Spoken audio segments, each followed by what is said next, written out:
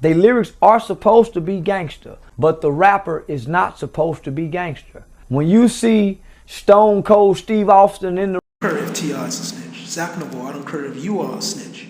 The only people that are concerned about snitches are people that are breaking the law. Law-abiding citizens are not worried about snitches because they ain't breaking the law. So if you're worried about a snitch, what do you have to hide? You are incriminating yourself. To me, T.I. is stupid for trying to prove himself. If it's a snitch, it's a snitch. If he snitched on one of his dead relatives, it's a snitch. He keeps trying to fight it.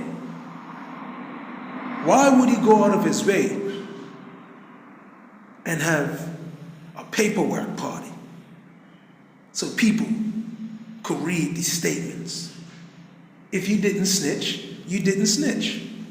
But if you did, you did. You're trying to fight it, T.I. There's nothing wrong with being a law-abiding citizen. You are not a gangster.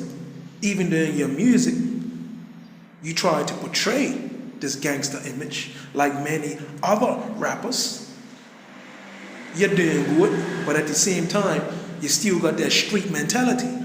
Because if you didn't have that street mentality, you wouldn't be trying to prove yourself to Lil Boosie and the world that you're not a snitch. I believe you are a snitch. I don't have anything against you. I think you should really label as a snitch. But as far as Boosie having an issue with it, he has a right to have an issue with it. But how does that affect his life? Boosie keeps on warning about people snitching, but it's not going to do anything about anybody that's snitching. What is he going to do to T.I. for being a snitch? What is he going to do to Charles the White for being a snitch? What is he going to do to Tekashi 6ix9ine for being a snitch? Absolutely nothing. Boosie's just another black man running around making noise. Boosie is suspect too. But what makes me laugh is this. He doesn't want anything to do with T.I.